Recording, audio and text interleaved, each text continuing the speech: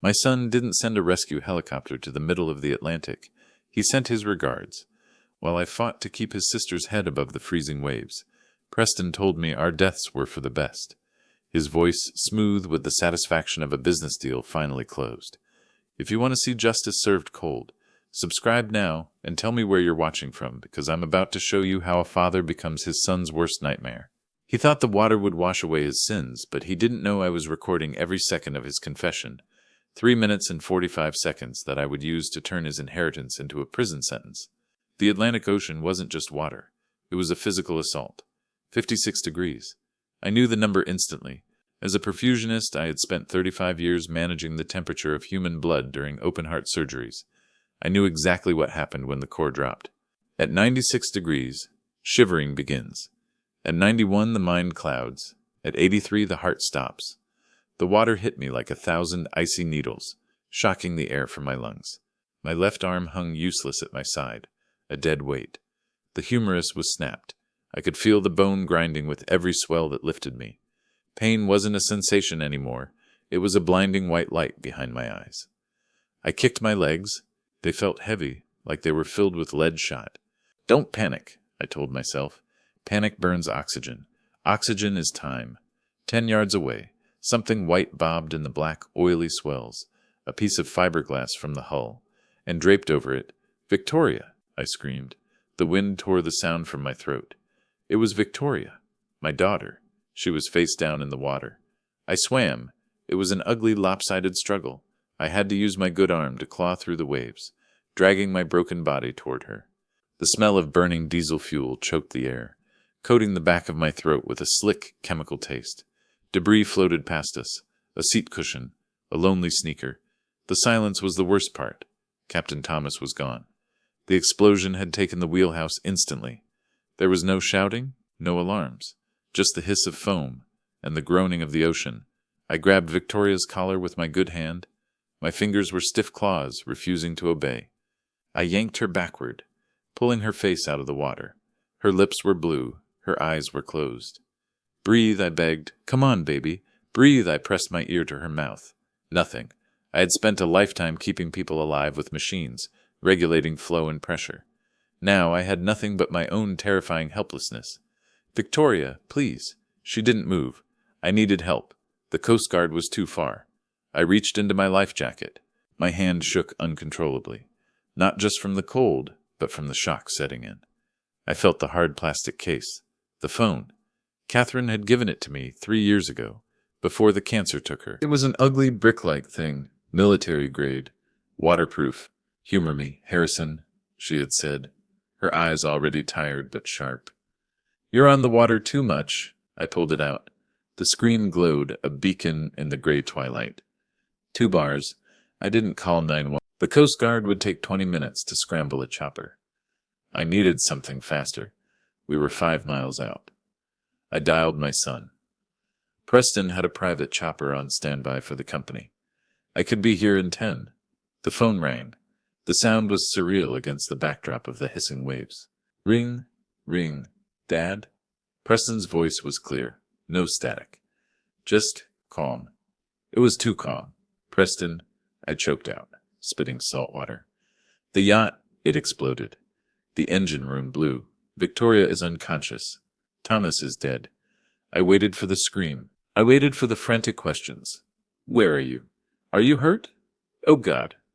Is she breathing?" he asked. The question hung in the air, colder than the ocean. Not colder than the ocean.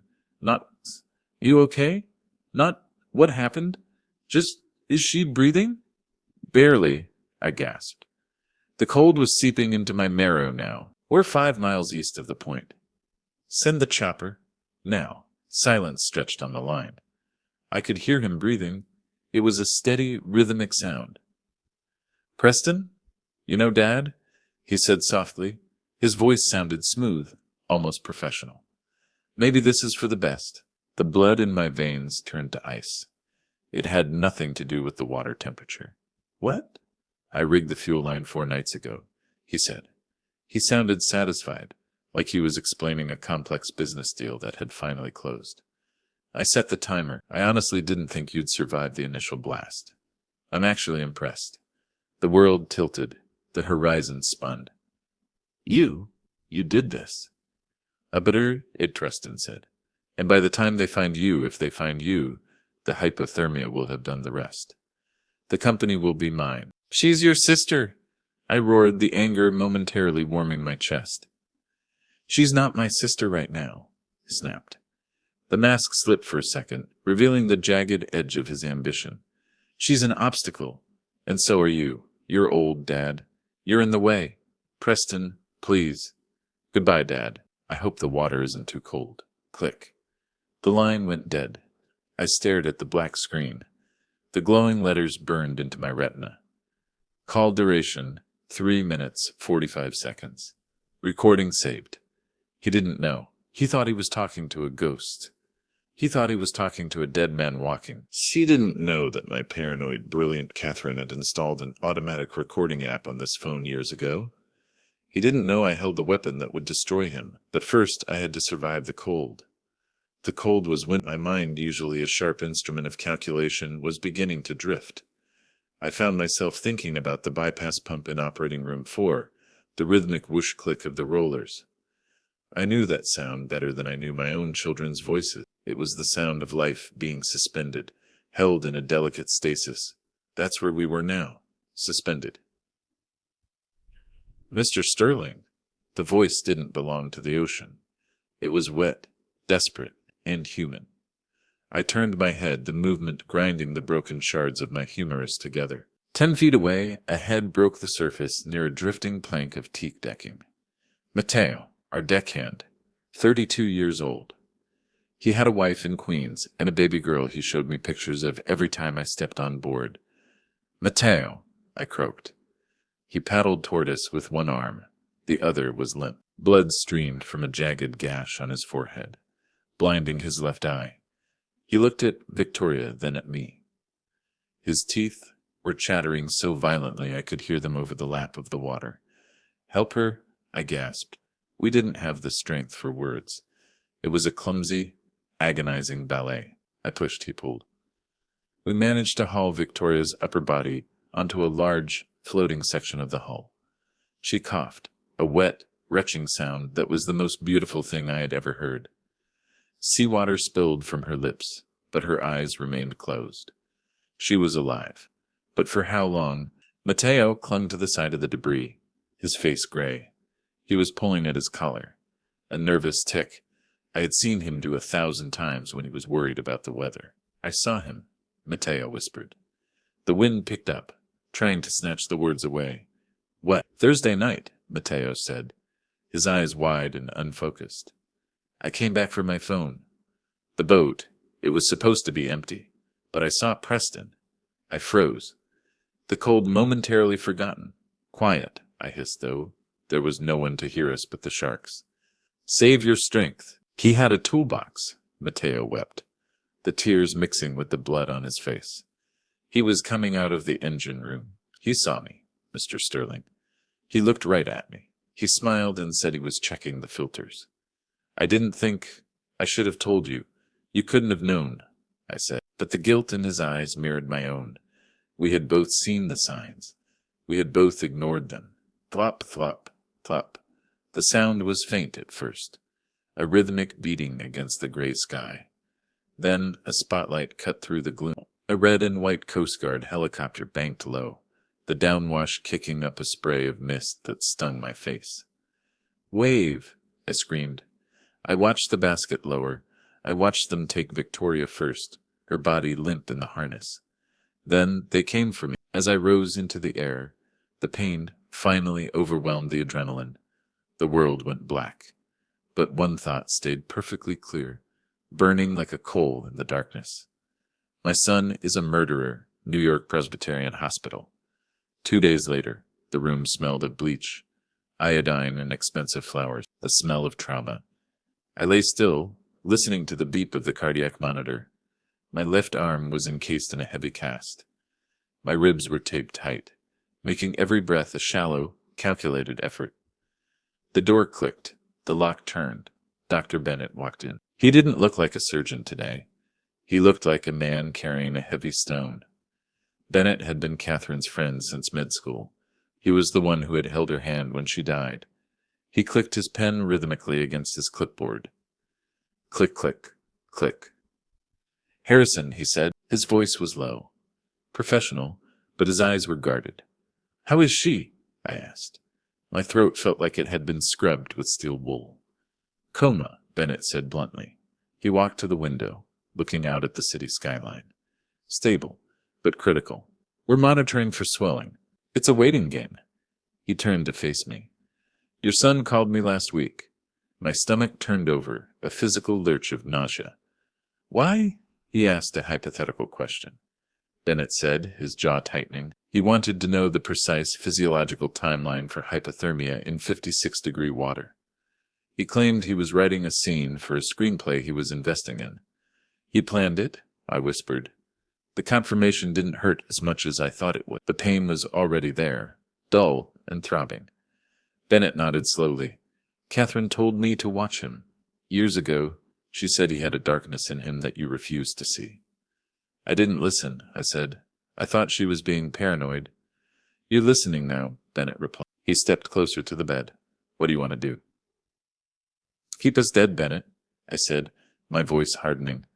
To the press, to the board, to everyone. As far as the world knows, I'm fading, and Victoria's a vegetable. Consider it done. The door banged open. The change in the room was instant. The air seemed to get sucked out. Preston rushed in. He looked perfect. He was wearing a black suit, custom-tailored, Italian wool. His hair was artfully messy, suggesting sleepless nights. His eyes were red-rimmed. It was a masterclass in performance. The grieving son, the weight of the empire on his young shoulders. Dad! He threw himself at the side of the bed. The movement was aggressive, theatrical. He grabbed my good hand. His grip was tight. Too tight. It wasn't comforting. It was possessive. And then I felt it. His thumb slid down to my wrist. He wasn't holding my hand. He was checking my pulse. He was checking the strength of my heart, perhaps wondering why it hadn't stopped yet. I was so scared, he sobbed. I thought I lost you. I looked down at the top of his head. I saw the gel in his hair. I smelled his cologne, sandalwood, and arrogance. I wanted to vomit. I had to be a surgeon now. I had to cut out the emotion and work with cold precision. I'm here, son, I lied. My voice was raspy, weak. I let my hand go limp in his grip. It was terrible. The fire.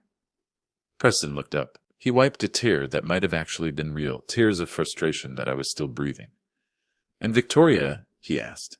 She's not waking up, I said, watching his pupils. The doctors say it's unlikely. For a split second, the grief vanished. A flicker of pure, unadulterated relief washed over his face. It was micro-expression, gone in a heartbeat. But I saw it. I saw the predator behind the mask. We have to be strong, he said, squeezing my wrist one last time before letting go. He stood up, smoothing his jacket. I'll take care of everything, Dad. You just rest.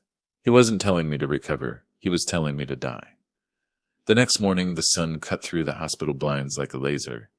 It was too bright, too cheerful for a room that housed a man whose life had been dismantled. I lay there watching dust motes dance in the light. My arm throbbed a dull, heavy bass line to the high-pitched beep of the monitors. I felt exposed. In the OR, the patient is draped, only the surgical field visible. Here, I was the field, open, vulnerable. At 9 hours a.m. sharp, the door opened. Preston returned. He wasn't alone. Trailing behind him like a nervous shadow was Michael Ross, the company's chief legal counsel. Michael had been with Sterling Maritime for 15 years. I had paid for his daughter's braces. I had approved his bonus every Christmas. Now he couldn't meet my eyes. He stared intently at the linoleum floor, clutching a leather briefcase as if it were a shield. Dad, Preston said. His energy was different today. Less grief, more urgency. We need to talk. I'm in a hospital bed, Preston. I rasped, adjusting the incline of the bed just to buy a few seconds. I'm on morphine. Is this the time?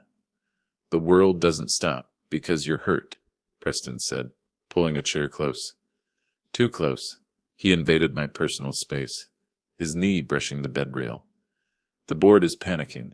The stock dropped 15% when the markets opened. They're hearing rumors about Thomas, about the explosion. They need a leader, Dad. They need stability. Michael cleared his throat. It sounded like dry leaves crunching.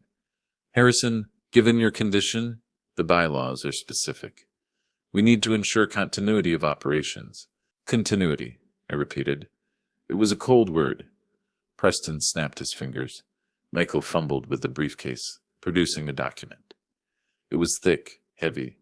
Temporary transfer of authority, Preston said, sliding it onto my tray table. Just until you recover. It gives me voting rights, signature authority, and operational control. Standard procedure. I looked at the paper. My vision was blurry from the pain meds, but I forced my eyes to focus. I knew contracts. I knew where the bodies were buried in the fine print. I scanned the first page. Then the third. Irrevocable power of attorney, authority to liquidate assets, restructuring of the board without quorum. It wasn't a transfer of authority. It was a coup. This isn't temporary, I said, my voice barely a whisper. I looked at Michael. Michael. Irrevocable. Michael flinched. He looked at Preston. Preston didn't blink. It's just legal boilerplate, Dad, Preston said smoothly, dismissing a career's worth of legal protection with a wave of his hand. It protects the company from a hostile takeover while you're incapacitated. We're just trying to protect the legacy. He smiled. It wasn't a smile of warmth. It was the smile of a shark that smells blood in the water. You typed this fast, I noted. 12 hours after I was pulled from the ocean. I work fast. You taught me that. He uncapped a heavy fountain pen. My fountain pen, I realized. He must have taken it from my desk. He held it out to me. I can't sign, I said, letting my head fall back against the pillow. My arm, the cast.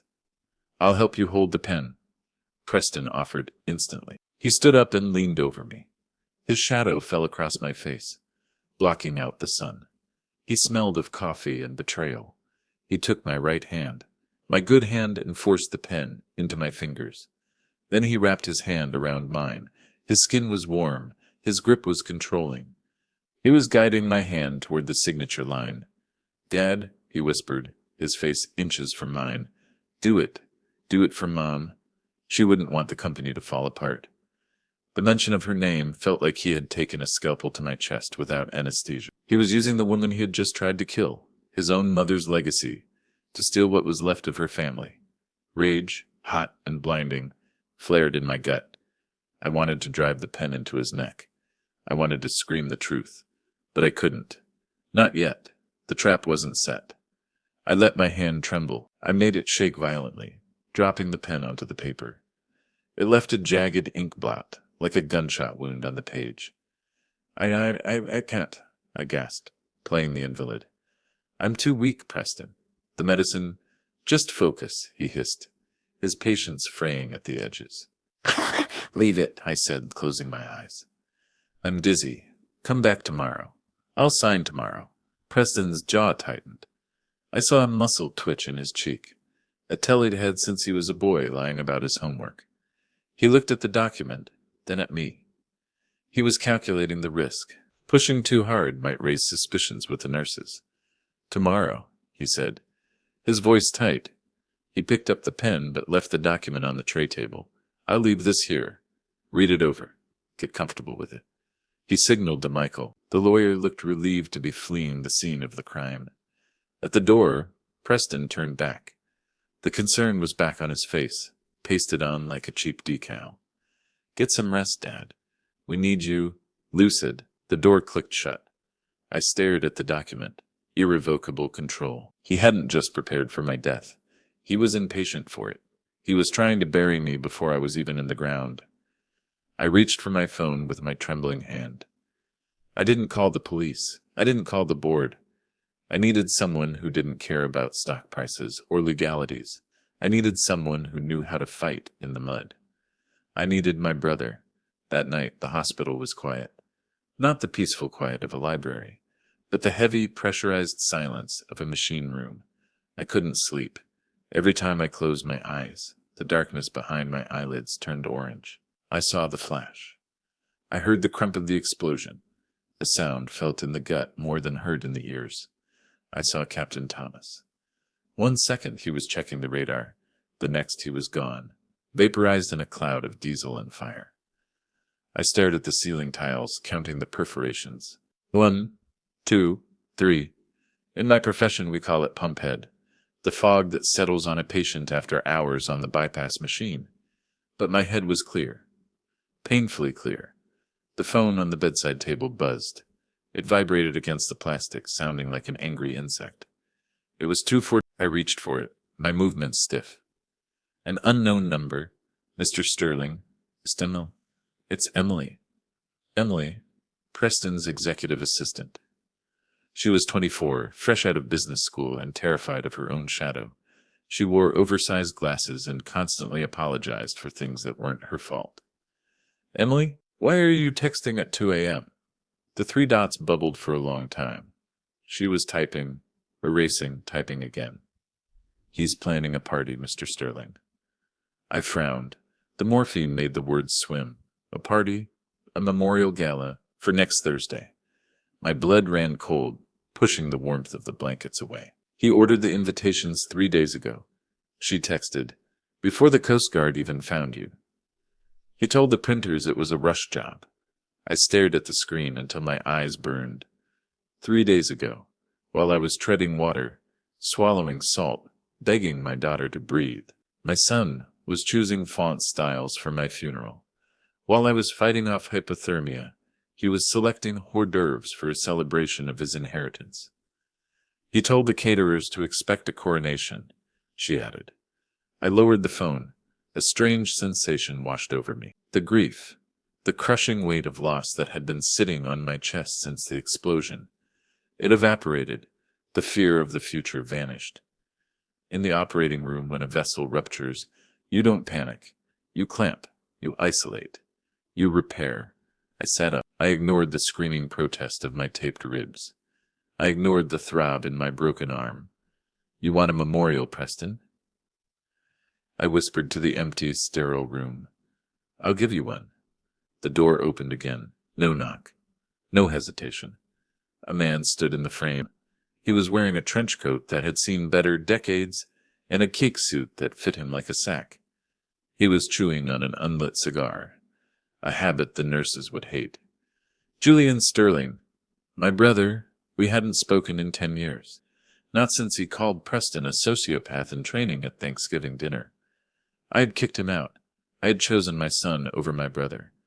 Julian stood there looking like a bulldog who had just chewed through a fence. He looked older, grayer, but his eyes were the same, hard, dark, and utterly unshakable. He stepped inside and let the door swing shut. I heard, he grunted. His voice was gravel and smoke.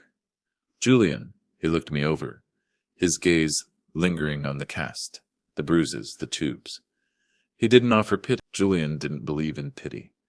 I told you, he said, shifting the cigar to the other side of his mouth. 10 years ago, I told you that boy wasn't right. I told you he didn't have a soul, just a calculator where his heart should be. I know, I said. It was the hardest admission of my life. You were right. Julian stopped chewing. He looked at me, really looked at me, searching for weakness. He nodded once, accepting the apology. So, he said, cracking his knuckles. The sound was loud in the quiet room. He tried to blow you up. He rigged the fuel line. Sloppy. Julian scoffed. If I was going to do it, I'd have cut the brake lines on your car. Cleaner. Less collateral damage. He wanted it to look like an accident at sea. No forensics at the bottom of the Atlantic. Smart, Julian conceded. Evil, but smart. He walked to the foot of the bed, leaning on the rail. He looked like a guardian gargoyle. So, are we going to let him win? He asked. Are we going to let him turn your company into his personal piggy bank and bury you in a closed casket? I looked at my hands. They were bruised, battered, and shaken, but they were the hands of a man who kept hearts beating when they wanted to stop. No, I said. Good, Julian said, because I brought my knuckles. We don't need knuckles yet, Julian. We need leverage. We need a lawyer, he corrected. Call Beatrice, I said. Tell her to bring the blue folder, the one Catherine gave her. Julian raised an eyebrow. The nuclear option? We're going to war, Julian, and I'm not taking any prisoners. About time, Julian growled. He pulled out a burner phone. I always liked Beatrice. She's the only one scarier than me. Beatrice arrived an hour later, bringing the storm with her. Outside, the New York rain had turned into a deluge, lashing against the hospital glass like handfuls of gravel. Beatrice shook off her trench coat, spraying droplets onto the sterile floor. She was 60, sharp-featured, and moved with the terrifying efficiency of a woman who charged $600 an hour to destroy people's lives legally. She carried a leather briefcase that looked heavy enough to contain a body. Harrison, she said, nodding to me. She didn't smile. Beatrice didn't smile when there was work to do. She looked at Julian, who was still lurking in the corner like a bad omen. Julian, you look terrible. You look expensive, Julian grunted, chewing his cigar. Beatrice ignored him. She walked to the door, turned the lock, and wedged a chair under the handle. Did you bring it? I asked. I did. She placed the briefcase on the bed. The latches snapped open, with a sound like a pistol cocking. She pulled out a thick, navy blue folder. It was sealed with red wax, an old-fashioned touch that was pure Catherine. Catherine came to my office 7 years ago, Beatrice said softly, right after the diagnosis. Before the chemo started, she ran her hand over the folder. She made me promise never to open this unless 2 conditions were met. 1, you were incapacitated. 2, Preston made a move against the family. She knew, I whispered. The shame burned in my chest. My wife had seen the monster in our son while I was busy teaching him how to tie a Windsor knot. She knew what he was. She called it Plan B, Beatrice said. She broke the seal. The sound of tearing paper seemed deafening in the quiet room. The Sterling Family Trust, she read, sliding the document toward me. I looked at the header. I thought I owned the company, Beatrice. I have 51% of the voting stock. You don't, Beatrice corrected.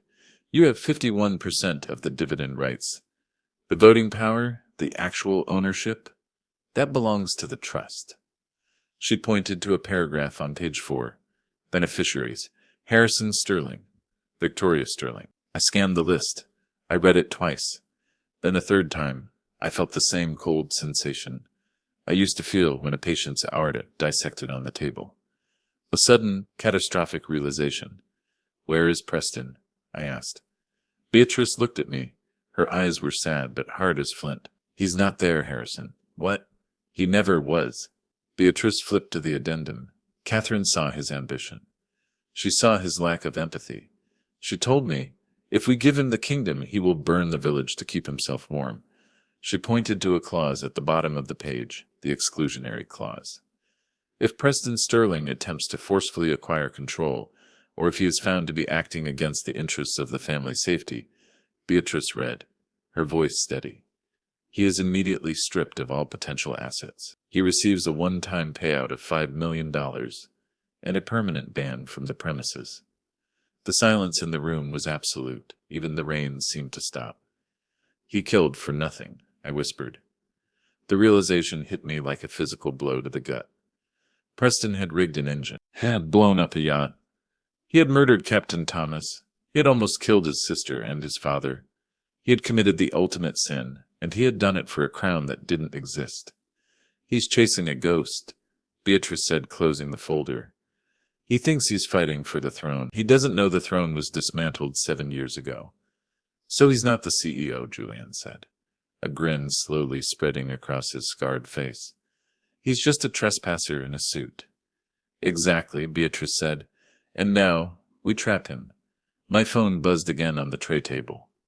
I picked it up. It was a text from Marcus Webb. Marcus was a board member, a man I had mentored, a man whose mortgage I had personally guaranteed when his divorce wiped him out. I thought he was loyal. I thought he was family. Harrison, I'm sorry. The message bubble expanded. I have to vote with Preston. He promised to cover my gambling debts. He says you're unfit. He showed us the medical report about your cognitive decline. I have to look out for myself. It too, Migris. I let the phone drop. Everyone is turning, I said, my voice hollow. The rats are leaving the ship. Let them leave, Julian growled. It makes it easier to spot the targets. I looked at the blue folder. Then I looked at my brother and my lawyer. He wants a coronation on Thursday, I said. The plan formed in my mind, sharp and precise as a surgical incision. He wants to announce his succession to the world. So? Beatrice asked. So, I said, feeling the first spark of true strength return to my body. We're going to let him.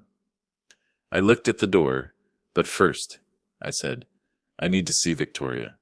3 days passed. Time in a hospital doesn't move in hours, it moves in rounds. Morning rounds, shift changes, vitals checks. It is a slow, grinding friction against the nerves. I spent those 72 days in a wheelchair next to Victoria's bed, in the ICU. My broken arm ached with a deep bone-level throb that the painkillers couldn't touch. But the physical pain was a distraction I welcomed. It kept me sharp. Outside these walls, the world was spinning according to Preston's script. I watched it unfold on the muted television mounted in the corner. Sterling Maritime Tragedy, the Chiron read. There was footage of Preston standing on the dock, looking out at the gray water, single rose in his hand. He looked devastated. He looked like a leader forged in fire. The stock price had rebounded and was climbing. The narrative was set. The old guard had fallen, tragically, and the young visionary had stepped up to steer the ship. He was winning, with every hour that Victoria remained unconscious. His victory calcified. I looked at my daughter. She looked small in the tangle of wires. The ventilator had been removed, replaced by an oxygen mask that fogged with every shallow breath. Her face was a map of violence. Purple bruising along her jaw, a bandage wrapped around her hairline where the fiberglass had struck her. I sat there, listening to the monitor. Beep, beep. It was the same rhythm I had listened to for 35 years in the OR. But when it's your own child, the sound isn't data. It's a countdown. Come on, Victoria, I whispered. Don't let him do this. I felt old. I felt the weight of every mistake I had ever made. I had spent so much time building the company, securing the trust, managing the investments. I had forgotten to manage the family. I had let a wolf grow up in my own house, mistaking his teeth for ambition. The door opened. It was Emily, Preston's assistant. She wasn't supposed to be here. She slipped inside, terrified, clutching a tablet. Mr. Sterling? She whispered, checking the hallway. Emily? Does he know you're here? No. She was shaking. He thinks I'm at the printers. I had to show you. She turned the tablet toward me. It was the digital proof for the gala program. In loving memory of Harrison and Victoria Sterling. A celebration of life and legacy. It was printed on heavy cream-colored stock. Elegant font. Tasteful. He's handing these out on air date, Emily said, her voice trembling. He's going to announce the end of hope regarding your recovery. He has a speech prepared about letting you go with dignity. I stared at my own obituary. Tetrele was well written. Moving, even. He's not waiting for us to die.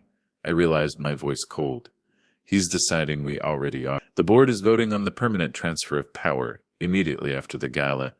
Emily added, They think it's what you would have wanted. Thank you, Emily, I said. Go back. Don't let him know. She nodded and fled. I looked back at Victoria. The rage that had been sustaining me began to curdle into despair. We were running out of time. If she didn't wake up soon, I would have to face him alone. And a crippled old man in a wheelchair wasn't enough to stop a coronation. I reached out and took her hand. It was cool, limp. Victoria, I said, I know you're tired. I know it hurts, but I need you. I can't fight this war without you. I squeezed her hand. He tried to kill us, baby. He tried to erase us. Nothing. Just the hiss of the oxygen. I leaned my head against the bed rail, the exhaustion finally pulling me under. I closed my eyes, listening to the rain tap against the window. Beep, beep, beep, beep. Then a change in the rhythm. Beep, beep, beep, beep. Then a change in the rhythm. Beep, beep, beep, beep, beep. My head snapped up. I looked at the monitor. heart rate elevating. I looked at her hand. Her index finger twitched against my palm. A microscopic movement, but to me, it was an earthquake. Victoria! Her eyelids fluttered, the rapid eye movement of a dreamer waking from a nightmare. She let out a low, ragged moan, a sound of pain, of confusion. "I am here," I said, standing up, ignoring the scream of my broken ribs. "Dad's here." Her eyes opened. They didn't focus at first. They rolled, searching the ceiling. The lights, the shadows. Then they found me. They were bloodshot, glassy, and filled with terror. She tried to speak, but her throat was too dry. She coughed, wincing as her own broken ribs protested. I held the cup of ice chips to her lips. "Slowly," I commanded. "Slowly." She swallowed. She took a breath. Her gaze locked onto mine, stripping away the medical machinery, the hospital room, the rain. "Or Dad!" The voice was barely a sound. It was gravel grinding together. "I'm here." She squeezed my hand. Her grip was weak, but it was there. "Where is he?" she rasped. She didn't ask what happened. She didn't ask where are we. She knew. The last memory she had was the water, the cold, and the truth. "He's not here," I said. Did he do it?" I looked at my daughter. I could have lied. I could have told her it was an accident to spare her the pain. That's what a father does. He protects, but we were past protection. We were in survival. "Yes," I said. "He rigged the engine. He watched us burn." I saw the information hit her. I saw the heart break. It wasn't a sudden shatter. It was a slow, crushing weight. She closed her eyes, and a single tear leaked out, cutting a clean track through the grime on her cheek. She lay there for a long time, breathing through the pain. I thought she was drifting back into unconsciousness. I thought the truth had broken her. Then her eyes snapped open. The tears were gone. The fear was gone. The sweet girl who used to bake cookies for the crew, who used to advocate for marine conservation, who used to defend her brother against my criticism, she vanished. In her place was something else. Something harder. She tried to sit up. She winced, gasping. But she didn't stop. She pushed herself up against the pillows. Her jaw set in a line of granite. "He's throwing a party," I said, watching her carefully. "A gala to announce his succession. To announce our passing." "When?" she asked. Her voice wasn't weak anymore. It was dangerous. "Thursday." Victoria looked at the window, then at her bruised arms, then at me. "Get me a dress," she said. "Victoria, you can barely move." I said, "Get me a dress," she repeated. She looked at me, and I saw Catherine's eyes staring back. Fierce, unyielding. "We're going to the plaza," she said, "and we're going to burn it down." We checked out against medical advice at 3:00 a.m. Dr. Bennett signed the papers with a heavy sigh, handing me a bag of prescription painkillers and a prepaid burner phone. "If you die out there, Harrison," he said, looking at my gray complexion, "Catherine will haunt me for the rest of my life. If we stay here," I said, adjusting the sling, "we're already dead." Julian was waiting at the loading dock in a nondescript van. He drove us to a safe house in Brooklyn, a converted industrial loft that smelled of stale cigar smoke, old brick and paranoia. It was Julian's fortress. No digital footprint, no doorman. For 2 days we consolidated our forces. Beatrice set up a command center on Julian's stained oak table. She organized the evidence, the recording, the trust documents, the affidavits from Matteo. Matteo sat in the corner, staring at his hands. He was jumping at shadows. Every time the radiator clanked, he flinched. "You don't have to come, Matteo," I told him gently. "I have to," he whispered. He touched the bandage on his head. He looked me in the eye. "Mr. Sterling." He smiled at me while he killed my captain. I have to see him fall. But the real transformation was Victoria. She didn't speak much. She sat by the window, watching the rain wash the grime off the city streets. She was conserving her energy, hoarding it like fuel. On the afternoon of the gala, the atmosphere in the loft shifted. It became a dressing room for a war. Victoria rolled her wheelchair into the bathroom. Through the thin walls, I heard the water running. I heard the sharp intake of breath as the water hit her bruised skin. I heard the silence where there should have been sobbing. She emerged an hour later. She was wearing a black gown. High collar, long sleeves. It was designed to cover every bruise, every scrape, every piece of medical tape. She sat at the vanity, applying makeup with a steady hand. She painted over the yellowing bruise on her jaw. She darkened her eyes. She put on lipstick the color of dried blood. I watched her, and my heart ached. I missed my daughter. The girl who laughed at bad puns and rescued stray cats was gone. In her place had a queen carved out of ice. "How do I look?" she asked, turning to me. "You look—" I struggled for the word. "Formidable. Good." She didn't smile. I looked in the mirror. My tuxedo hung loosely on my frame. I had lost 10 pounds in a week.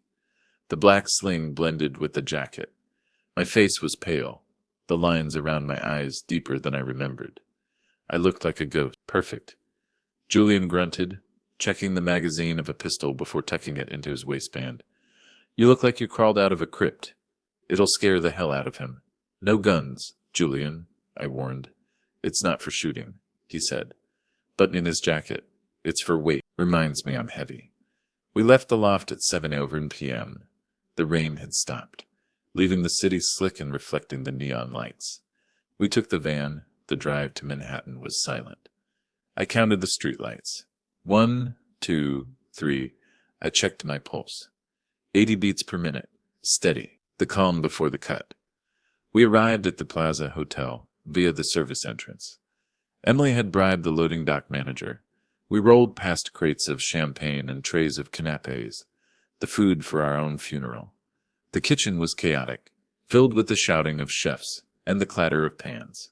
No one noticed 2 people in wheelchairs and a bodyguard moving through the steam. We reached the heavy oak doors at the back of the grand ballroom. Through the wood, I could hear the murmur of 200 guests, the clinking of crystal, the low hum of string music. It sounded like the ocean. Detective Davis was waiting for us in the shadows. He was a contact of Beatrice's, a man who hated white-collar criminals more than street thugs. "We're ready," Davis whispered. "My men are at the exits." "Wait for the signal," I said. My arm throbbed. The painkillers were wearing off, the edges of the agony starting to sharpen. I welcomed it. It kept me grounded. "Are you ready?" I asked Victoria. She reached out and took my good hand. Her grip was surprisingly strong. Her hand was cold, but her palm was dry. "I'm not Victoria tonight, Dad," she whispered. "Who are you?" "I'm the consequence." From the other side of the doors, the music died down. A hush fell over the room. Then a voice. Smooth, cultured, deeply, performatively sad. "Thank you all for coming," Preston said. The speakers amplified his voice, making him sound like a god. "This is the hardest night of my life." I looked at Julian. He had his hand on the door handle. He was chewing his cigar, his eyes locked on me. "My father," Preston continued, his voice catching perfectly, "was a giant. He built this company with his bare hands. He taught me everything I know about honor, about integrity." I felt bile rise in my throat. "And my sister, Victoria." A pause, a masterful, dramatic silence. "She was the light of our lives. Gone too soon, taken by the cruel sea." I heard sniffles from the crowd. He had them in the palm of his hand. "But," Preston's voice strengthened, shifting from grief to command, "we must look forward. We must honor them by surviving, by thriving." As the new CEO of Sterling Maritime, I looked at Julian. I nodded. "Now," I whispered. Julian didn't open the door. He kicked it. Boom! The heavy oak doors flew open, slamming against the walls with a sound like a thunderclap. The echo rolled through the ballroom. The string quartet stopped. The chatter died instantly. 200 heads turned. We didn't rush. We didn't shout. I rolled my wheelchair forward. The rubber tires silent on the plush carpet. Victoria rolled beside me, her head held high, her black dress absorbing the light. Julian walked behind us, wall of muscle and menace. We moved into the light of the chandeliers, down the long center aisle, toward the stage where my son stood, his arms halfway raised in a gesture of triumph, his mouth open, his eyes widening in a horror that was finally satisfyingly real. The ghost had arrived, and he had brought hell with him. The silence in the grand ballroom was absolute. It was a physical weight, pressing down on 200 of New York's elite. I rolled down the center aisle. The carpet was thick, muffling the sound of my wheels, but the squeak of the rubber seemed to echo like a scream. To my left and right, I saw faces I knew, board members, competitors, friends. They held their champagne flutes suspended in midair, their mouths slightly open. They looked at me, then at the giant black ribboned photo on the stage, then back at me. The cognitive dissonance was paralyzing them. I didn't look at them. I kept my eyes locked on the stage. Preston stood behind the podium. For the first time in his life, the mask slipped completely. His jaw went slack. His skin, usually tanned and glowing under the lights, turned the color of wet ash. He gripped the sides of the podium so hard his knuckles turned white. He wasn't looking at a father. He was looking at a reckoning. "Dad?" he whispered. The microphone picked it up, a wet, trembling sound that boomed through the speakers. I stopped 10 feet from the stage. Victoria stopped beside me. Julian stood behind us, crossing his massive arms, a silent sentinel. "Hello, son," I said. My voice wasn't loud, but in the acoustic vacuum of the room, it carried to the back corners. "You look surprised." Preston blinked. I saw the gears turning in his head. He was a creature of survival. He processed the shock, shoved it down, and reached for the only weapon he had left, charm. He let out a choked laugh. He spread his arms wide, stepping out from behind the podium. It's a miracle," he stammered, his voice rising in pitch. He looked at the crowd, desperate for them to buy the lie. "Everyone? Look, my prayers. They've been answered. They survived." He started to clap. Clap, clap, clap. Petrop, it was a pathetic, lonely sound. No one joined in. The room was too cold for applause. He took a step toward the stairs, feigning a rush to embrace us. "Dad, Victoria, I can't believe it. I thought—" "Stop it," Victoria said. Her voice cut through the air like a scalpel. She didn't shout. She spoke with a terrifying flat calm. "This isn't a miracle, Preston," she said, her hands gripping the wheels of her chair. "And it isn't a reunion. It's a crime scene." A gasp rippled through the room. Preston froze on the top step. Sweat began to bead on his forehead, glistening under the chandeliers. "You're confused," he said, his smile wavering, twitching at the corners. "The trauma, the exposure. You need a doctor. Let me get you some help." "It wasn't an accident," I said. I raised my good hand. I held up the phone, the black brick that had saved my life. "I have the proof." Preston's eyes flicked to the phone. He recognized it. Fear, sharp and primal, spiked in his eyes. "Emily," I called out. From the shadows of the sound booth at the back of the room, Emily stepped out. She looked terrified, clutching her tablet like a shield, but she walked forward. She plugged a cable into the main audio console. "Don't!" Preston shouted. This is inappropriate. My father is delirious." "Play it," I commanded. "Static." Then a voice filled the ballroom. Clear, high definition, undeniable. "Maybe this is for the best, Dad." The crowd went deathly still. It was Preston's voice. There was no mistaking the cadence, the arrogant smoothness. "I rigged the fuel line 4 nights ago. I didn't think you'd survive the blast." "I'm actually impressed." On stage, Preston staggered back as if he'd been punched. He looked around the room, searching for an ally, but everywhere he looked he saw disgust. "She's not my sister," the recording continued, echoing off the gold leaf ceiling. "She's an obstacle, and so are you." The recording ended with a click. The silence that followed was louder than the explosion had been. Amanda Clark, Preston's fiancée, stood up from the front table. She was wearing a diamond engagement ring that cost more than my first house. She looked at the recording. She looked at Preston. Her face was a mask of horror. Slowly, deliberately, she pulled the ring off her finger. She dropped it on the parquet floor. Clink! She turned and walked out the side door without a word. "It's fake!" Preston screamed, his voice cracking. He pointed a shaking finger at me. "It's AI. It's a deep fake. He's senile. He was trying to sabotage me. I saw you, a voice shouted. Matteo stepped out from behind a pillar. He was wearing a suit. Julian had bought him, ill-fitting, but he wore it with dignity. I saw you on the boat, Preston. Matteo said, his voice trembling with rage. Thursday night. You had the toolbox. You were in the engine room. You're the deckhand, Preston sneered, desperation making him vicious. You're a nobody. He paid you to say that. He didn't pay my money, I said. But you killed my captain. Preston looked around. He was trapped. The exits were blocked. The narrative was shattered. But he had one card left. It doesn't matter, Preston yelled, straightening his tie, trying to summon the authority of his office. Even if you believe these lies, I am the CEO. I hold the power of attorney. The board voted. The company is mine. No, Beatrice said. She stepped onto the stage from the wings. She didn't look at Preston. She walked to the center of the platform and threw the blue folder at his feet. It landed with a heavy thud. For the record, Beatrice said, her voice projecting to the back of the room. You did it for nothing. Preston looked at the folder. What? The trust, Beatrice said. Catherine cut you out 7 years ago. You were never the heir, Preston. You were a beneficiary with a behavior clause. Preston froze. No, you hold nothing, Beatrice said, mercilessly. No voting rights.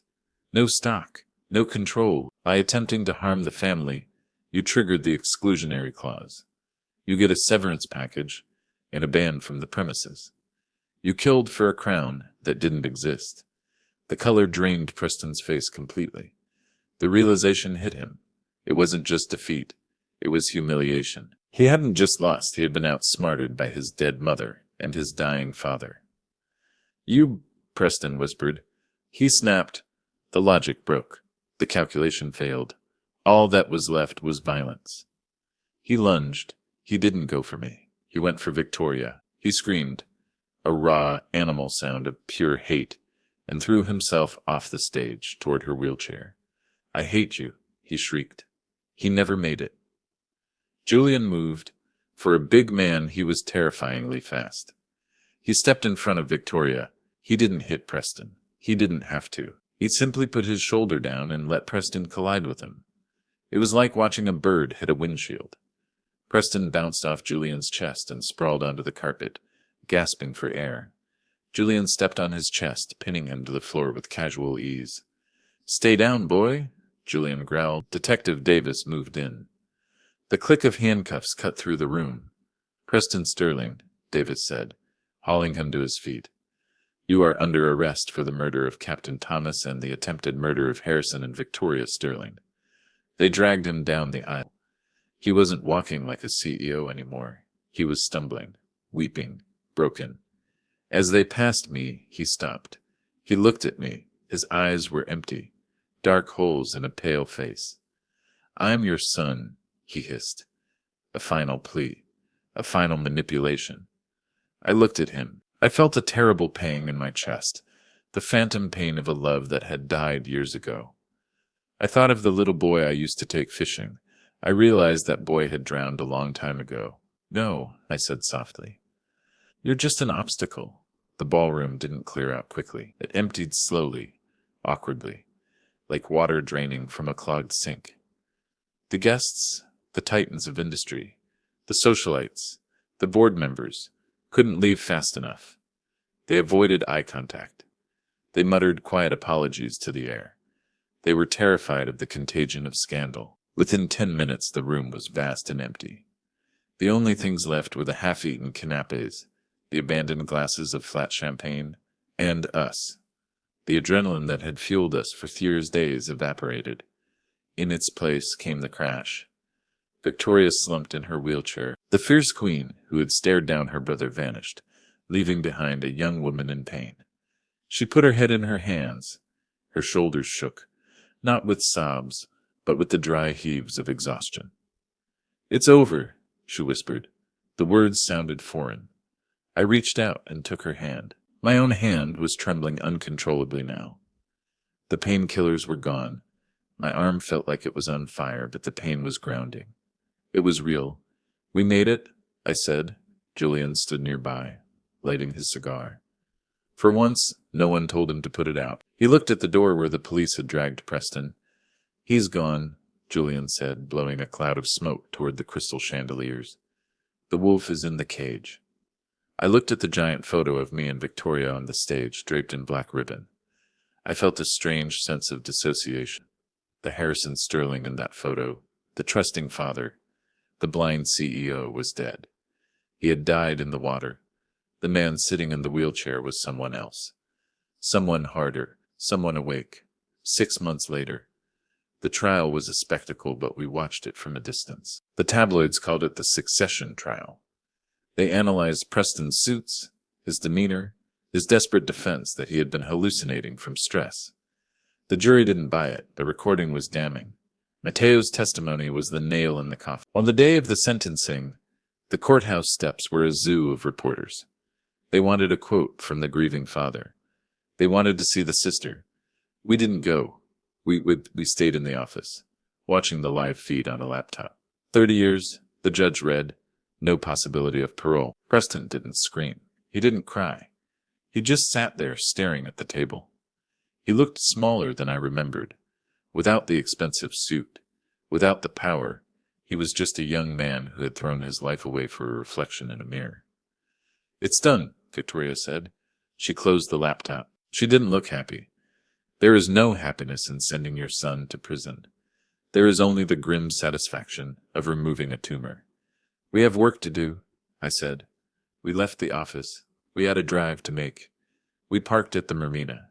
The last time I was here, the air had smelled of diesel and fear. Today, the sky was a crisp, brilliant blue. The water was calm, lapping gently against the pilings. A crowd had gathered at the end of the dock. Not reporters, just staff, crew members, friends. We stood before a new structure. It wasn't a yacht. It was a sleek, functional building with large glass windows overlooking the harbor. I nodded to Mateo. He stepped forward. He wasn't wearing a deckhand's uniform. He was wearing a blazer, tailored and sharp. He looked older, more serious.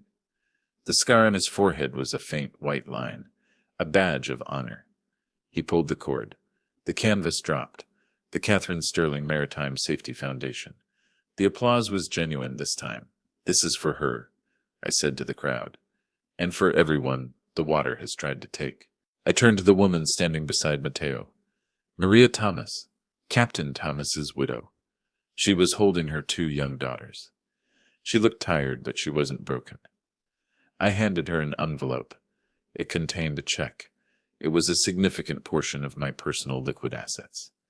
It wasn't charity, it was a debt. "For the girls," I said softly. "College weddings. Everything. You will never worry about a bill again." Maria looked at the check. Her hands shook. She looked up at me, tears welling in her eyes. "He loved you, Harrison," she whispered. "He loved this boat." "I know," I said, my voice thick. "I'm sorry I couldn't save him." "You saved his memory," she said. She hugged me. I held her, looking over her shoulder at the water. The Atlantic Ocean. It looked peaceful today. It sparkled in the sun. But I knew the truth now. I knew what lay beneath the surface. And I wasn't afraid of it anymore. The crowd dispersed slowly, cars pulling away until the gravel lot was empty. The sun began to dip low, painting the sky in bruises of purple and orange. I stood by the railing at the end of the dock. 6 months ago, this water had been a black freezing hell. It had been a mouth, trying to swallow me whole. Today, it was just water. It lapped against the pilings, rhythmic and indifferent. I felt a presence beside me. The smell of cheap tobacco drifted on the breeze.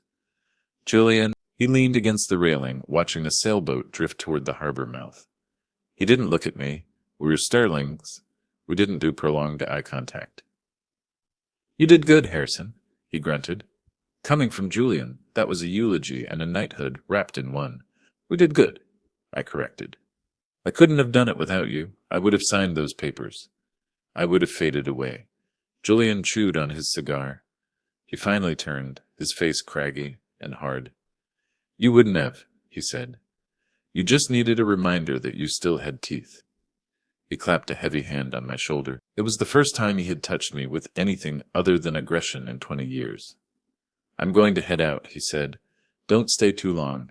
The damp isn't good for your bones. Julian? He stopped. Sunday dinner, I said. 7 hours from p.m.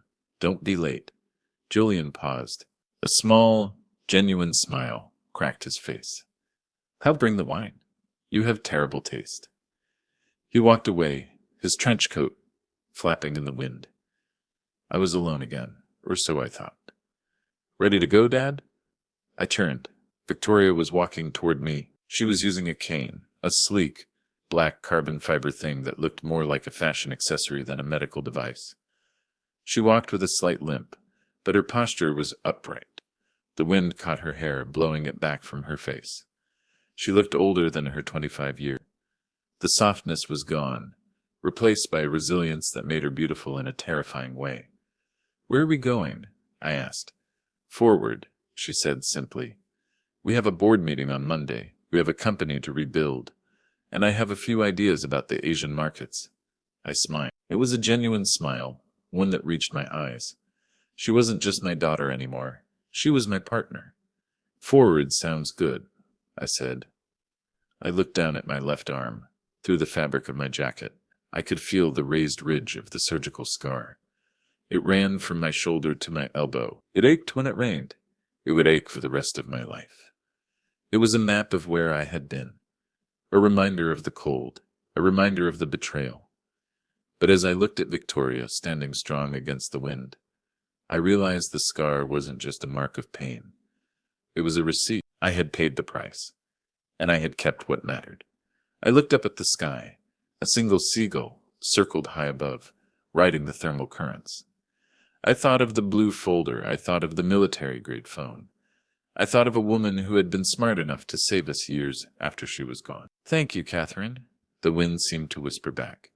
I took a deep breath, filling my lungs with the salt air. It didn't burn anymore. It felt clean.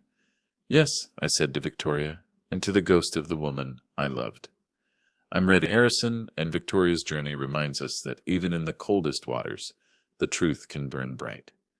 If this story of resilience resonated with you, leave a like to honor their survival, and subscribe to ensure you never miss a moment of truth. Let's continue to uncover the stories that matter. Together,